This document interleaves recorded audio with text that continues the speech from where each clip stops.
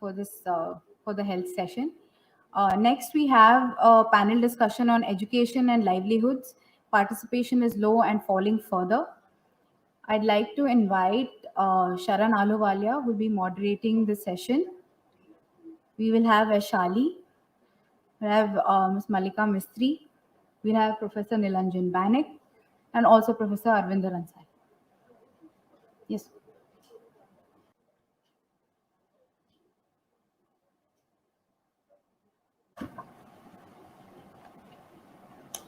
Hi, shall we begin? Really excited to be here, and I think I should thank the students outside because I get to host this panel. My name is Sharan Aluwalia, and I'm really excited to be talking about education and livelihood with such accomplished academics and practitioners. तो शुरुआत करते हैं. I would like to open this panel with just this question, or more like क्या एक हम bird's eye view when we talk about education, when we talk about livelihood, when you talk about access and quality. I wanted to kick off this discussion with, and open to all panelists. क्या हम एक bird's eye view, if I talk about the last 10 years, मैंने भी शिक्षा पे काम किया. What we have realized कि over the years, enrollment has gone up. बच्चे स्कूल तक तो पहुंच गए हैं इन रूरल में, अर्बन स्लम्स में, बट हम अभी भी ये डिस्कस करते हैं कि quality wise it's not translating to continued learning. बच्चे स्कूल पहुंच गए हैं, but that's not enough. It's not enough to keep them in school. So I would like to open this up with, and it's open to all panelists, especially when we talk about the marginalized and access to quality education.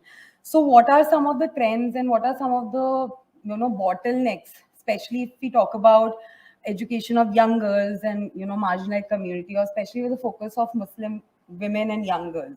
वो ऐसे क्या क्या challenges या trends हैं आपके अनुभव से जो आपको लगता है कि these are, really the roadblocks to quality education of young girls and Muslim women.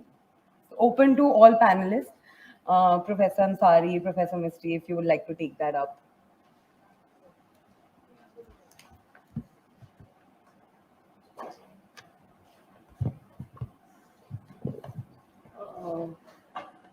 I take this opportunity to thank CDPP and my friend Shaida inviting me. It has been a learning experience और हम 2 दिन से इस पे गुफ्तगू कर रहे हैं. चर्चा चल रही है कि भाई औरतों को कैसे इंक्लूड किया जाए. तो इंक्लूड किया जाए या कैसे उनको, जो हमारा समाज है उसमें उनकी एक हिस्सेदारी हो. समाज में हिस्सेदारी है, मतलब उनकी जो शिरकत है वो इनविजिबल है, वो दिखती नहीं है. तो सिर्फ हिस्सेदारी, जिसको कि कल नगमा अपने बात कर रही थी कि क्या सिर्फ उनको ले आने से बात बन जाती है, ये बहुत इम्पोर्टेंट क्वेश्चन है हमारे सामने. उनकी एजेंसी का क्या होता है. मुझे बहुत अच्छी तरह से याद आ रहा है ईस्टर बॉसरोफ, जिन्होंने ये पूरी मुहिम शुरू की थी कि औरतें डेवलपमेंट डिस्कोर्स में कहाँ हैं, वो इनविजिबल है, वो दिख नहीं रही हैं. तो उसी से बात शुरू करते हुए मैं कहूँगी कि क्या आज जो क्वेश्चन अभी शरण ने पूछा है कि एनरोलमेंट तो दिख रहे लेकिन वो ट्रांसलेट नहीं हो रही है. वो हमें फिर जो एनरोलमेंट है वो एजुकेशन कंप्लीट हो रही है, कंप्लीट होने के बाद लड़कियां वो डिग्री हासिल कर रही हैं और डिग्री हासिल करने के बाद क्या वो अपने मनवाफिक कैरियर्स को चुन पा रहे हैं, ये बहुत बड़ा सवाल है. तो ईस्टर बॉसरोफ ने आज नहीं, बहुत साल पहले 1965 में ये बात कही थी कि एड एंड स्टेयर अप्रोच हुआ. ये जब से हमने इंक्लूसिव पॉलिसी पे एम्फेसिस करना शुरू किया तो ये हुआ कि महिलाओं को ले आइए, उन्हें शामिल करिए. और जब महिलाओं को ले आइए और शामिल करिए तो किस तरह की महिलाओं को लाइए और शामिल करिए, एक बहुत बड़ा सवाल था. तो मैंने जो अपने एक्सपीरियंस में देखा, जामिया मिलिया में मुझे करीबन 20 साल हो गए पढ़ाते हुए, तो मैंने एक चीज़ देखी कि जब भी कोई कमेटी बनती है तो किस औरत का चयन किया जाए, किस महिला का, किस खातून का. तो उस खातून का चयन किया जाए जो बोले नहीं. कमेटी में होनी चाहिए खातून, लेकिन बोले नहीं. वो अपनी आवाज़ जो है या उसकी जो आवाज़ होनी चाहिए, वो जो उस कमेटी में और मेंबर है, जो मेल मेंबर्स, उनकी आवाज़ पे मिलनी चाहिए. क्योंकि अब ये कॉन्स्टिट्यूशनल रिक्वायरमेंट है कि अगर आपकी सिलेक्शन कमेटी हो रही है और उसमें कोई फीमेल कैंडिडेट है तो एक महिला होनी चाहिए। तो सवाल ये है कि क्या हम खाली उनको इंक्लूड करना चाहते हैं या उनकी आवाज़ या उनकी हिस्सेदारी, वो बहुत इंपॉर्टेंट सवाल है। आज हम जब देख रहे हैं कि एजुकेशन एनरोलमेंट बढ़ा है, उसके बड़े सारे कारण हैं, क्योंकि जब भी हम बात करते हैं, जो अभी आज सुबह से डेटा पे बात हो रही थी कि डेटा कहाँ से आया, कैसे आया और क्यों आया, उसका कोई ना कोई ऑब्जेक्टिव रहता है। तो हमने देखा कि गवर्नमेंट को वेलफेयर गवर्नमेंट है, वेलफेयर स्टेट है और वेलफेयर स्टेट को अपने ऐसे आंकड़े देने हैं जिससे ये पता चले कि हिंदुस्तान एक तरक्की याफ्ता मुल्क। तो स्कूल्स में, जो प्राइमरी स्कूल्स में आपको एनरोलमेंट मिलेगी वो 100%, लेकिन धीरे धीरे जब आप देखते हैं जब वो प्राइमरी से सेकेंडरी की ओर बढ़ती है तो उसमें ड्रॉप आउट रेट बढ़ता है। ड्रॉप आउट रेट किस माशरे में, कौन सी ऐसी बच्चियां हैं जो ड्रॉप आउट करती हैं, कौन सी ऐसी लड़कियां हैं जो ड्रॉप आउट करती है? वो तमाम लड़कियां ड्रॉप आउट करती हैं जो वहाँ पे जिनके घरों में इस तरह के सुविधाएं नहीं है कि वो पढ़ सके। उनकी माँ या तो फील्ड में काम कर रही है, खेत में काम कर रही है या कहीं मजदूरी कर रही है और उसके ऊपर जो जिम्मेवारी है उन बच्चों की जिम्मेवारी है, अपने भाई बहनों की जिम्मेवारी है, इसलिए उसको ड्रॉप आउट करना पड़ता है। तो इस पे हमने काम नहीं किया है, हमने सिर्फ देखा है कि एनरोलमेंट हमने बढ़ाना है और एनरोलमेंट बढ़ा के हमने प्राइमरी और एजुकेशन में अपना एनरोलमेंट बढ़ाया और उसके बाद जो है वो उसको सस्टेन कैसे करें उस पर हमने काम नहीं किया। तो जो हमारे गोल्स है ना वो शॉर्ट टर्म गोल्स है, हमने लॉन्ग टर्म गोल्स नहीं देखे। दूसरी चीज बड़ी इंपॉर्टेंट है, अगर लड़की पढ़ जाती है किसी तरीके से मेहनत करके वो आगे बढ़ जाती है, उसने हाई स्कूल पास कर लिया, तो अब वो सब्जेक्ट कौन से ले। करुणा चावला एक एमिनेंट एजुकेशनिस्ट है, उनकी एक बड़ी अच्छी स्टडी है, उन्होंने महिला स्कूलों की स्टडी की जो खाली फॉर गर्ल्स है, क्योंकि हमारे समाज में ये एक हकीकत है। And I am speaking more from the lens of Muslim women, क्योंकि मेरा काम ज्यादातर मुस्लिम औरतों के साथ है, उनकी प्रॉब्लम्स के ऊपर काम है। तो एक तो ये सेग्रीगेटेड स्कूल्स होना, तो कितने स्कूल्स हमारे पास ऐसे स्कूल हैं जो केवल महिलाओं के लिए हैं, केवल बच्चियों के लिए हैं तो वो कितनी दूरी पे हैं और उनमें क्या फैसिलिटीज़ हैं। तो माँ बाप के ये कंसर्न्स भी होते हैं, जिसके बाद जब बच्ची थोड़ी बड़ी होने लगती है, जब उसको माहवारी होने लगती है, तो सोचते हैं कि भाई अब ये तो या तो नज़दीक स्कूल में पढ़े, दूर स्कूल में उसको वो भेजना नहीं चाहते, क्योंकि उनको उसकी सिक्योरिटी की भी फिक्र होती है, ये दूर जाएगी। और एक जो कल्चरल डर होता है कि पढ़ लिख जाएगी तो ये जवाब भी देने लग जाएगी। ये भी एक है कि अगर वो पढ़ने लगी तो वो अपनी एजेंसी को भी असर्ट करेगी। 11वीं कर ली, 10वीं कर ली, फिर अगर वो साइंस पढ़ना चाहती है तो क्या उसके आसपास वैसे स्कूल हैं जिसमें वो साइंस पढ़ सकती है? पहली कॉम्प्रोमाइज वहां से शुरू हो जाती है। जो स्कूल्स होते हैं, जो मैं करुणा चावला की बात करी थी, जो स्टडी उन्होंने की है, तो उसमें उन्होंने ये बताया कि जितने गर्ल्स स्कूल थे उनमें प्लेग्राउंड नहीं था, बास्केटबॉल नहीं था, लेबोरेटरी नहीं थी। ये मान के चला गया कि लड़कियों को तो होम साइंस पढ़ाई जा सकती है। तो ये वाले बुनियादी सवाल हैं जो हम रिसर्च करते हैं, और अगर हम सेलिब्रेट करते हैं सिर्फ प्राइमरी स्कूल की बेसिस पे कि लड़कियों का एनरोलमेंट बढ़ रहा है। दिल्ली की मैं आपको कहानी बताती हूँ। दिल्ली में वो घर घर से आके उठा के ले जाते हैं, क्योंकि डिफेंस, सोशल डिफेंस वर्कर्स हैं, आंगनबाड़ी वाले हैं, वो बच्चियों को ले जाएंगे, उनका स्कूल में एनरोलमेंट करा देंगे। स्कूल के एनरोलमेंट में रजिस्टर में आपका नाम है, पर आप आ रहे हैं या नहीं आ रहे हैं, या आप सिर्फ साल में एक बार जाते हैं जब आपको यूनिफॉर्म मिल रही होती है। तो ये बड़े बुनियादी सवाल है जिसको हमें देखना होगा, बिकॉज इंफ्रास्ट्रक्चर पे काम नहीं किया। तो वो इंफ्रास्ट्रक्चर पे हमें काम करना बहुत इंपॉर्टेंट है।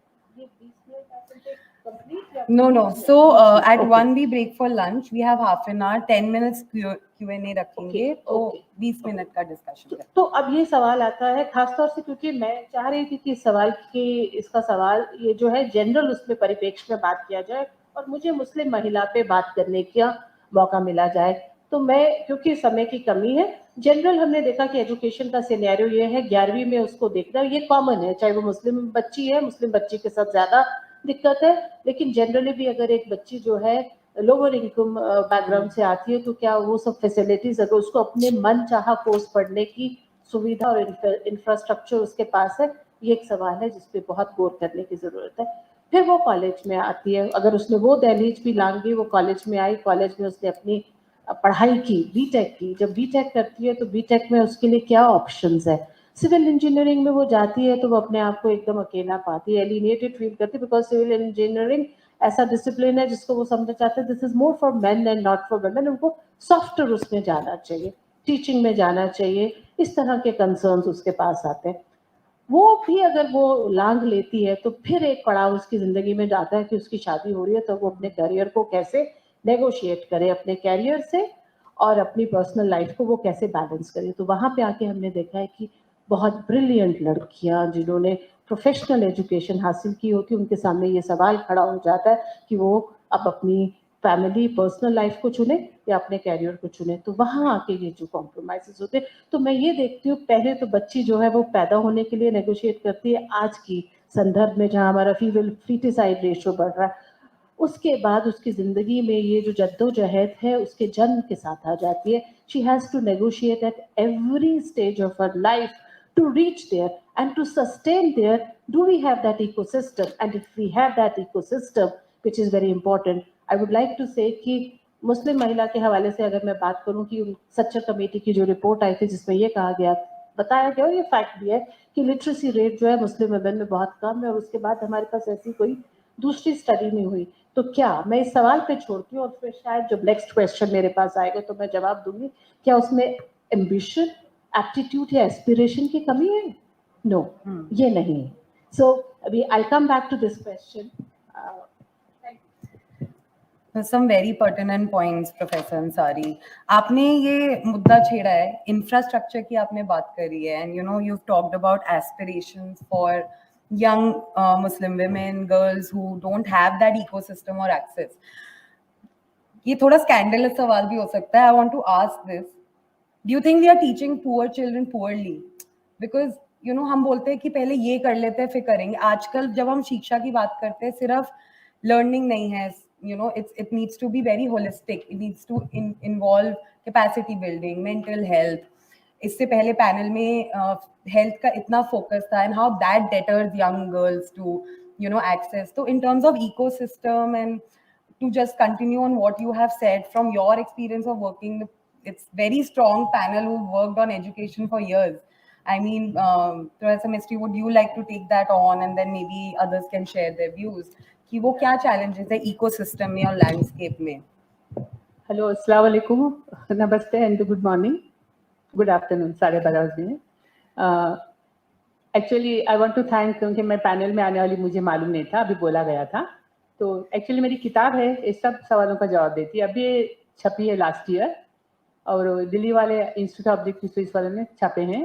It is based on NFHS data 1, 2, 3, 4। Of course बहुत सारा डिस्कशन हुआ सुबह में, NFHS का डेटा अच्छा नहीं वगैरह, we know those limitations, but I think it's a good data for my purpose, so I have to use those data. और इसमें सेंसस का भी डेटा होता है।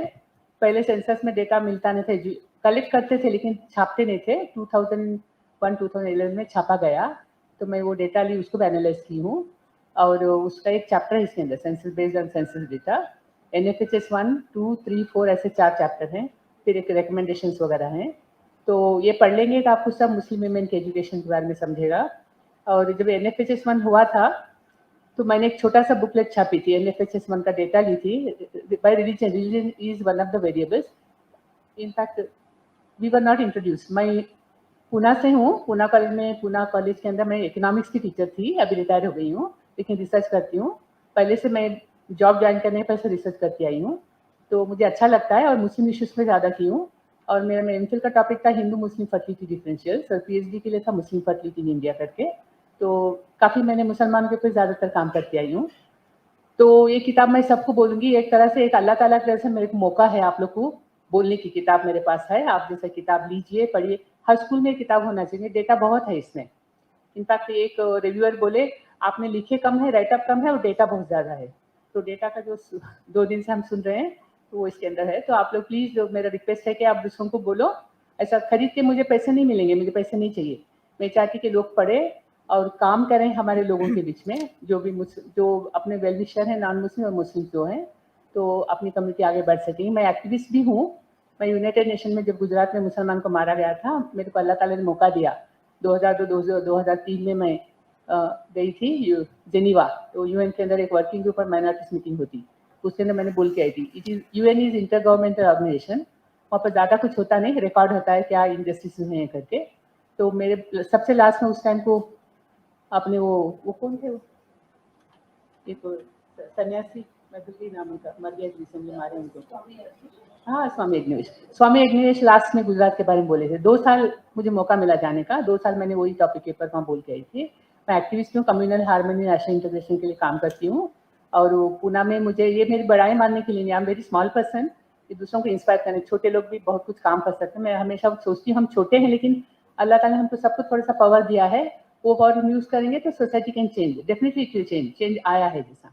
ओके, अब ये टॉपिक के बारे में, इसके अंदर लेवल्स ऑफ एजुकेशन दिया गया है। मैडम ने जैसे बोली मुसलमानों का लेवल SC/ST से भी अभी कम हो रहा है। As somebody else pointed out, trend is there, ऊपर जा रहा है लेवल ऑफ एजुकेशन, लेकिन गैप रिमेनिंग, और हायर एजुकेशन में ज़्यादा गैप है, मेनी रीजंस। तो आप देखो इसमें सब मुस्लिम वीमेंस एजुकेशन, बाद में हिंदू वीमेन का एजुकेशन, ये सब डेटा उसमें मिलता है। उसको मैंने खाली कंपाइल की हूँ और ग्राफ्स बनाई हूँ, टेबल्स बनाई हूँ, जैसा इतना ही मैंने की, but that is useful work, it's not great work but useful work. आप सब पढ़िए, जरूर पढ़िए जैसा। देन या उसके बाद में रीजंस क्या है, हमको सबको मालूम है, हम पढ़े लिखे हैं, और हमारे घरों में क्या होता है, हमारे कम्युनिटी में क्या होता है, वो सर गरीबी होती है, डिस्क्रिमिनेशन होता है, और लड़कियों को पढ़ाया नहीं जाता है। क्यों? लड़कियों को घर में संभालने के लिए, दूसरों को घर में पकाने के लिए, पकाना भी आना चाहिए, पकाना आना भी जरूरी है, लेकिन पकाने के साथ हमको एजुकेशन भी चाहिए। और अभी के ज़माने में एजुकेशन के बगैर हम आगे नहीं बढ़ते हैं, मुसलमानों के लिए बहुत बहुत बड़ी सच्चाई है। और education is the only way to social and economic mobility. और अभी तो वी से नो, अभी का ज़माना नॉलेज इकोनॉमी है, अभी जैसे नॉलेज का ज़माना है। और कुछ लोगों में मिसकंसेप्शन होता है, मुसलमानों का मजहब पढ़ने नहीं देता, बहुत गलत है, बहुत गलत है। मुझे तो रिलीजन से बहुत इंस्पिरेशन मिलता है। मैं यहाँ भी आई हूँ, मैं दुआ करती थी अल्लाह ताला मुझे अच्छे मौके दो, मैं काम करूँ कम्युनिटी के लिए। तो अबीदुल्ला खान ने मुझे बुलाया, मेरी थैंकफुल थी। पूना में एक सेमिनार हुआ था, उसमें मैंने एजुकेशन के पेपर प्रेजेंट करी थी, वहाँ पर वो आए थे एज डिस्ट्रिक्ट चेयरपर्सन। तो फिर एक दिन फ़ोन की, वो बोले कि इस पे पेपर पे हम पेपर ऐसे चाहिए, हमको लिख के देंगे क्या? मैं बोली हाँ जरूर लिख के दूंगी। एक पेपर लिखी, वो दोपहर में प्रेजेंटेशन पेपर था, it is about another issue concerning the Muslim women in Kolhapur वगैरह। तो बोलने का मतलब कि वो गलत है जो अगर कोई सोचेगा इस्लाम की वजह से। कल वो लेडी का लेक्चर बहुत अच्छा हुआ, गजाल वहाब का, वो बोली Islam is really the most feministic religion if you understand it, if you don't understand आप ब्लेम डालो, चाहिए उतना ब्लेम डालो, चलता है, सब एक्सेप्ट भी करते हैं जैसा। तो हमको बहुत इंस्पिरेशन मिलता है। आप कुरान पढ़ो, try to develop the character.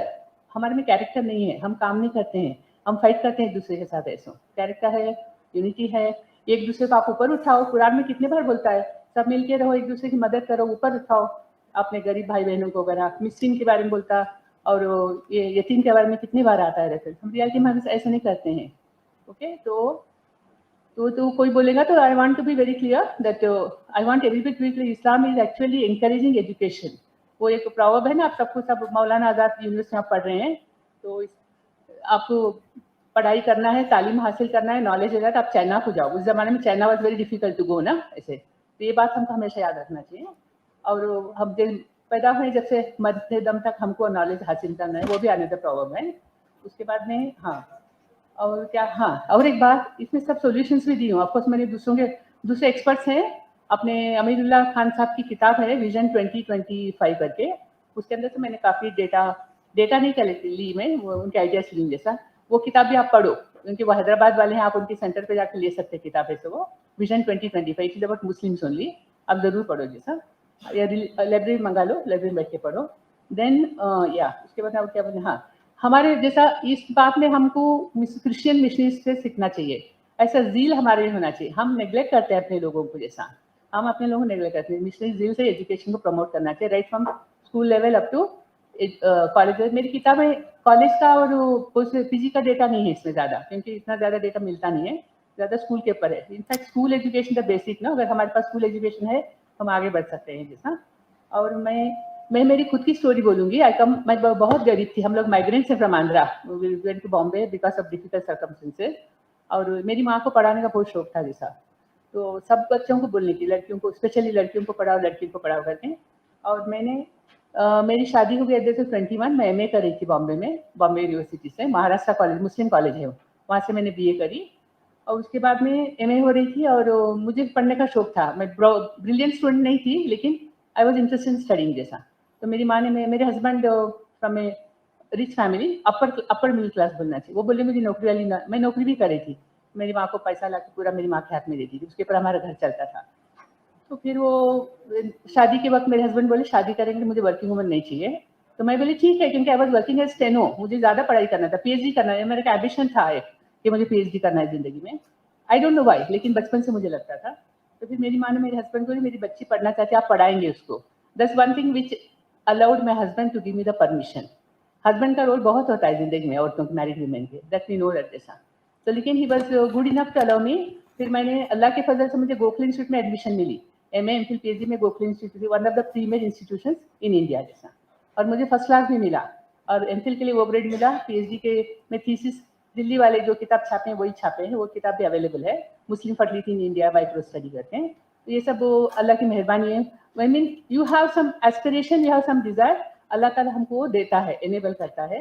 तो बोलने का मतलब, और दूसरी बात क्या है कि हमको सबको ना, एक्चुअली मैं घर में रह सकती थी, क्योंकि मेरे हस्बैंड फिल्म इंडस्ट्री के थे, तो मराठी फिल्म इंडस्ट्री, तो हमारे घर में ज़्यादा इतना ही नहीं था। Of course it was very non फिल्मी फैमिली, लेकिन मुझे लगता था मुझे पढ़ना चाहिए जैसा, तो मैं पढ़ी, मैं बहुत पढ़ी जैसा, मेरे को हस्बैंड ने परमिशन दिए।